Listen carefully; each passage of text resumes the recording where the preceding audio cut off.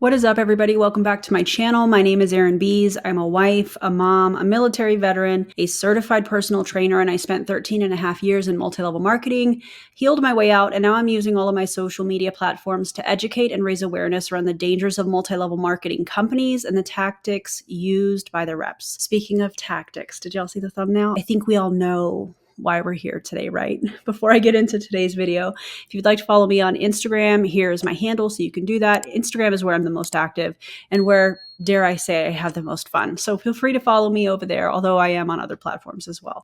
Okay, so in May of 2024, I received a cease and desist letter from NeloLife for defamation. Yeah, I love that. So for full transparency, what I really wanted to do was do a dramatic reading of this cease and desist, but they have a weird kind of clause, like a copyright clause in this. So I'm not going to be reading it exactly. I'm just going to be going through and kind of paraphrasing. And then the most important part, I want to read my response to NeloLife's cease and desist. All right, this was sent to me on May 10th, 2024. Why has it taken me so long to get this video out? Well, one, I was getting some advice, some legal advice. Two, there were other things that were more important than a silly little cease and desist, in my opinion, from a company that didn't like that I had opinions on the internet. But here we are today. I made the time for this. So let's get into it. This was sent to me on May 10th, and it says RE defamation of NeloLife LLC. They identify themselves as the counsel for NeloLife and ask if I have representation to direct this letter to my attorney. They are accusing me in the very first paragraph of going on a social media tirade against NeloLife. Now, here's the thing, guys. I have done 2 videos on NeloLife. Dare I say that is not a social media tirade. Have I shared in my stories? Yes. Have I shared on other platforms? Yes. Is that a social media tirade? No. Even if I did 10 stories, 15 stories, I mean, let's get crazy, 20 stories, I still don't think that in comparison of the amount of content that I put out on social media, that would be classified as a social media tirade. NeloLife, if you don't like it, that's okay. Please see the other video that I did from the copyright claim from Kimberly and LifeWave. It's okay if you don't like my opinions, but I'm not doing anything illegal here. They believe that I maliciously posted inaccurate, unfounded, false, and defamatory videos, images, posts on multiple platforms and identify specific platforms, if you will, of social media. They have 2 videos, because I only did 2 videos on YouTube about NeloLife and or Eric Allen. So they list those 2 videos. Video number 1, and by the way, I will put the videos in the link to the videos, I should say, in the video description so you guys can check them out as well. And if you feel like you'd like to watch them again, support them, or if you haven't watched them and you would like to, that would be amazing. That would be really cool if you guys would do that. They are saying that the reason that I put up these videos is to intentionally harm their business. Now, is that my target audience, NeloLife? No. My target audience is the consumer, the people that those distributors involved with NeloLife or any other MLM company for that matter are trying to target.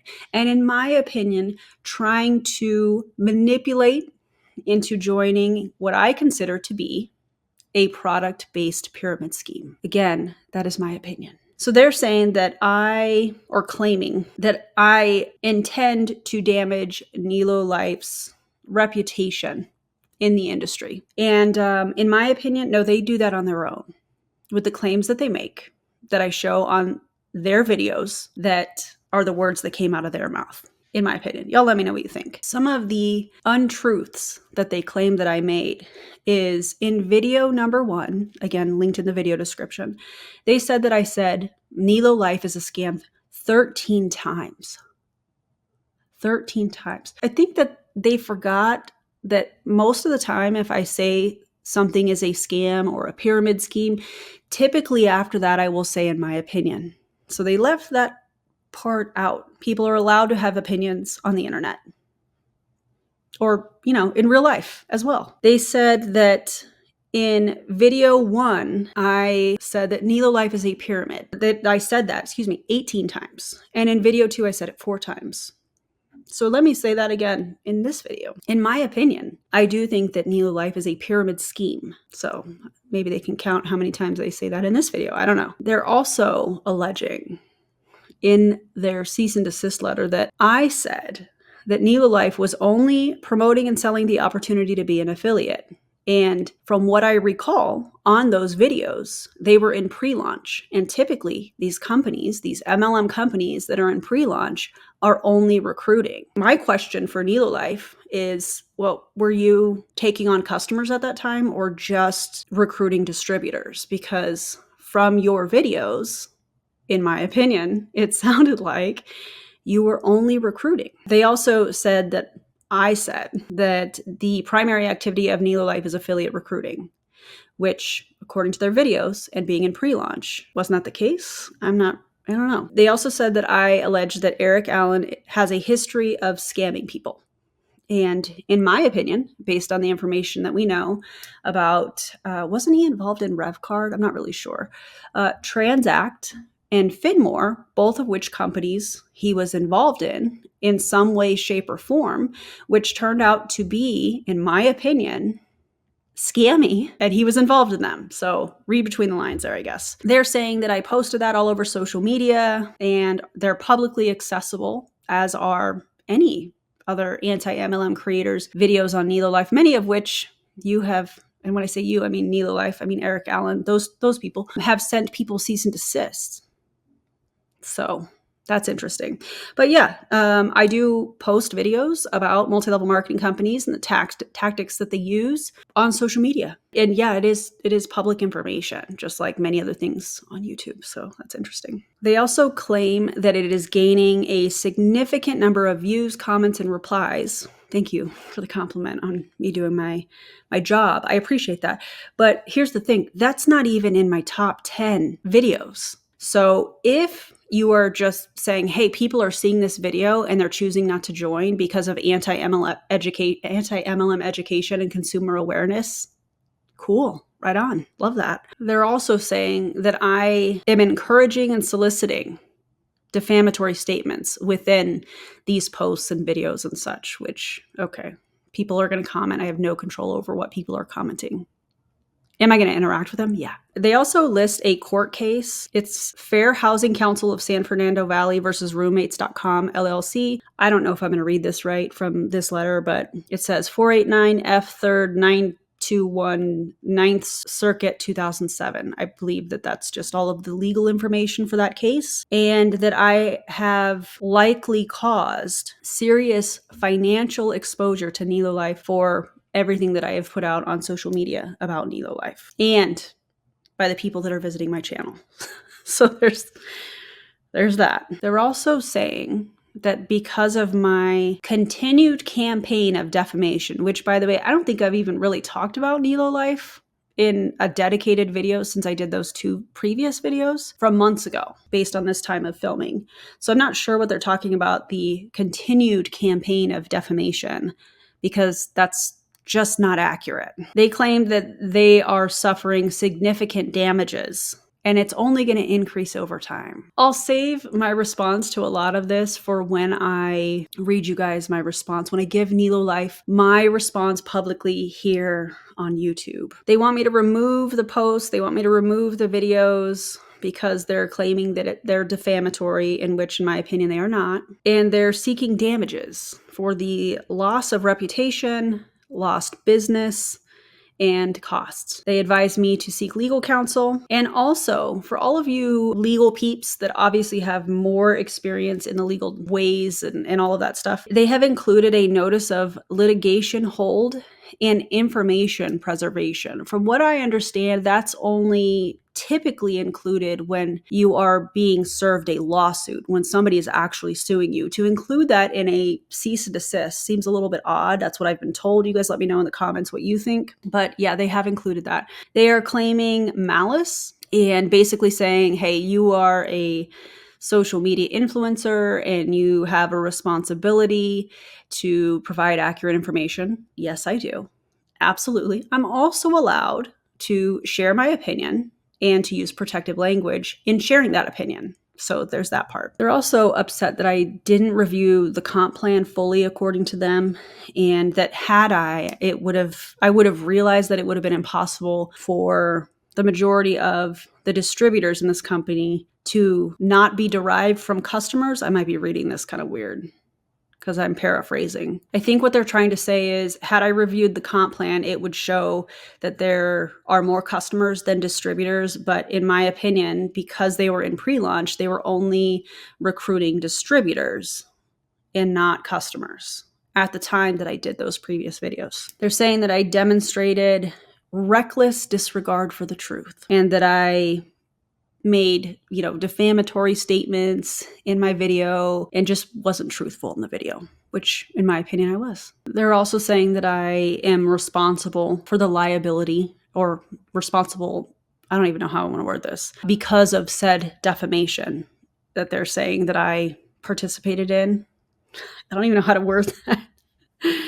And that it's in accordance with slander and libel laws, that I caused injury to their reputation and all of this. And they're basically saying by me putting out these videos that I'm interfering with their business and I'm causing harm to them. But you know what? Here's the thing. People are allowed to have their opinions about companies. Imagine if a non-MLM company, somebody reviewed their company and didn't like their product or didn't like something about the company, and those retail companies sent somebody on the internet a cease and desist for their opinions. Just process that for a second. But that's what these MLM companies do, in my opinion. They are going to try and silence anybody that doesn't agree with them because they don't want that information out there. They don't want somebody questioning, and again, in my opinion, and they don't want somebody that is saying, look at this. This is, this looks like it's something that is based off of recruiting. Maybe they do have customers, maybe they don't. At this time, allegedly, they were in pre-launch. So, okay, now here's what they were requesting in this cease and desist letter that they emailed to me. They wanted me to take everything down. Videos, all of it. They wanted all of it to come down. It's not going to come down. They wanted me to give their office a written statement that I will not talk about them. I will not repeat any kind of defamatory statements towards NeloLife. And they list specific platforms: YouTube, Facebook, TikTok, or any other social media platforms, essentially. They wanted me to post a public apology on Instagram, Facebook, TikTok, and leave it up for 30 days. That's not going to happen. They also wanted me to pay any damages caused to their reputation and the distress that my content has caused them. How do you cause a business distress? How does that work? I don't know. They also wanted me to pay their legal costs. That's not happening. So that was me paraphrasing. I know that was kind of dry, a little bit painful. However, I wanted to paraphrase it because the copyright clause within that email was a little odd. I haven't seen that before. Would I have loved to have shared it in a dramatic reading instead? Absolutely. However, I think the really important part about this is to just get the information out there. Okay, so for NeloLife and Eric Allen, this is my response to you guys. Dear Mr. Lawyer, you know who you are. And also, weird that you've been on Eric Worre's stage, one of the lawyers at this office. Very odd, in my opinion. I have received your letter dated May 10th, 2024, and have reviewed it carefully. My response is set forth below. 1. My video did not include any defamatory statements about NeloLife. Your letter specifically refers to 2 videos published on my public YouTube channel. 1, watch before joining NeloLife, video number 1 in parentheses, and 2, Eric Allen speaks to Transact victims, video number 2. By the way, those are linked in the video description below in case you want to, like, comment, share. I would appreciate it. Y'all are amazing. Thank you for being here. A defamation cause of action in Nevada, which is the state where I live, by the way, requires proof of 4 elements. 1, a false and defamatory statement. 2, unprivileged publication to a third person.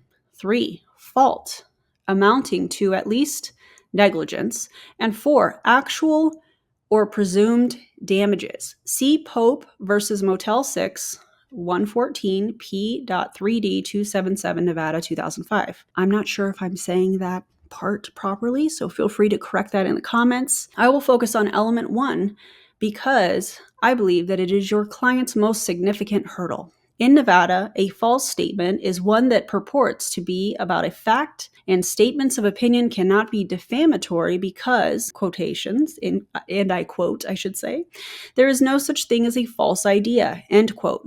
Pegasus versus Reno Newspapers, 118 Nevada 706, 2003, internal citation omitted. A statement is not defamatory if it is an exaggeration of generalization that could be interpreted by a reasonable person as, and I quote, mere rhetorical hyperbole, end quote. Wellman versus Fox, 108 Nevada.8388, 1992.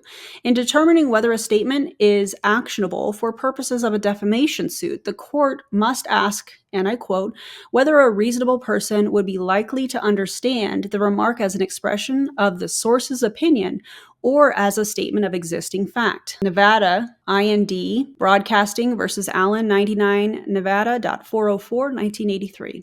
As a general matter, comments are to be considered in the content with which they were made. See Pegasus cited Supra. The statements you isolated in your letter were not defamatory, as they were an expression of my opinion about your client, its marketing tactics, its business model, and the behavior of its executive leadership. While your client may be uncomfortable with those opinions, it does not change the fact that they are valid and that they exist. I express these opinions regularly about many companies across the multi-level marketing, in parentheses, MLM, and direct sales industry, and I'm not alone in harboring these opinions. It is an opinion that many people have, and my channel only discussed your client as one example among many others. To the extent that I stated that NeloLife is a scam, that is also my opinion of the multi-level marketing industry as a whole. It is no secret that I find its premise to be predatory and harmful. It is not unlike others' opinions that, for example, timeshares, alternative medicine, and payday loans are scams. I have no personal ill will or malice toward your client. Rather, I am dedicated to sharing my opinion that the MLM industry is problematic. That opinion is hardly defamatory. And if I have made defamatory remarks, then so has every podcast, news article, study, and documentary expressing the same. Regrettably, it appears that your client has taken my content personally to the extent they are bothered by the language I chose to use, in parentheses, scam, pyramid, etc. Those colorful language choices were rhetorical hyperbole on my part, which is not defamatory. Finally, I make a conscious and rigorous effort to always include a disclaimer in each of my videos, including video 1 and video 2, which are at issue here, making it clear that the views expressed in my content are my opinion. You cannot demonstrate that a layperson watching my YouTube channel would hear the statements you isolated and think Aaron said NeloLife is a scam. So it must be an indisputable fact that it is. Instead, they are far more likely to think that my comments are an expression of my own opinion, not a statement of existing fact, particularly because I make clear that they are my opinions. If you choose to pursue formal litigation against me, you will be required to prove that NeloLife is not a scam. And I am confident that the court will determine that reasonable minds can differ on that quote-unquote fact, which would likely involve dueling experts and reveal a far more unflattering picture of your client than my 2 short videos provided. Number 2, your client has not suffered cognizable damages. Touching briefly on the final element, damages, your client will need to prove that they actually suffered damages as a result of my allegedly defamatory statements. Such damages include lost profits, decreased business traffic, or adverse employment consequences. This does not mean a mere correlation between purported damages and the timing of my videos. You will be required to demonstrate with concrete evidence, 1, that the individuals watched video 1 and or video 2, and that 2, that viewership caused your client to suffer in the aforementioned manner. I do not believe that such a link exists, and I do not believe that you will be able to establish it. I will note that I am only addressing this element for the sake of the argument and presuming that my comments were defamatory, which they were not. Number 3, Fair Housing Council of San Fernando Valley versus roommates.com, LLC is inapplicable to your allegations. I have reviewed the case you cited, and it is unclear what point you were trying to make. Not only did you fail to cite the cases subsequent and more recent in bank holding, legal terms, not sure, guys. Help me out here. But the case's subject matter, a Fair Housing Act case and state law discrimination claims, evoke no parallel to your client's grievance in this matter. Number 4, Nevada is an anti-SLAPP state. Finally, you are not a Nevada licensed attorney.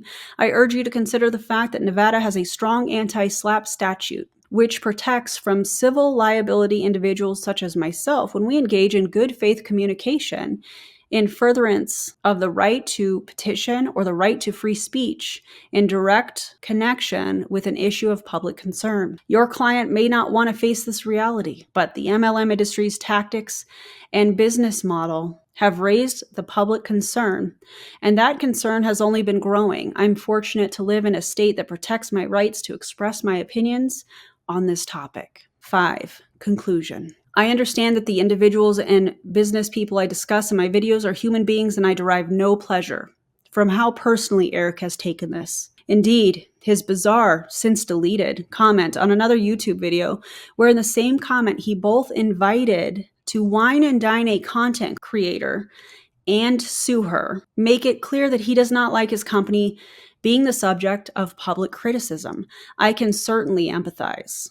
As my career as a content creator has progressed, many people have said very mean and hurtful things about me on the internet. It takes resilience, maturity, and perspective to rise above the opinions I do not agree with. I suggest Eric brush up on those virtues and end this crusade on social media content creators. If he disagrees with our opinions so strongly, he should work to disprove them. Instead, he's choosing the path of bullying and legal intimidation. I know he was successful in asking a content creator in another country to remove her content, but the circumstances and governing law are markedly different here. With all due respect, I want it to be clear that I am not intimidated by your letter. I will not comply with the laundry list of draconian next steps you listed, and I'm not afraid to retain formal counsel and litigate this matter. Should you choose to pursue that opinion, kindly inform me of your local Nevada licensed counsel, and we can go from there. However, such a frivolous case would be a waste of both your time and NeloLife's money. Sincerely, Aaron Bees. So there you have it.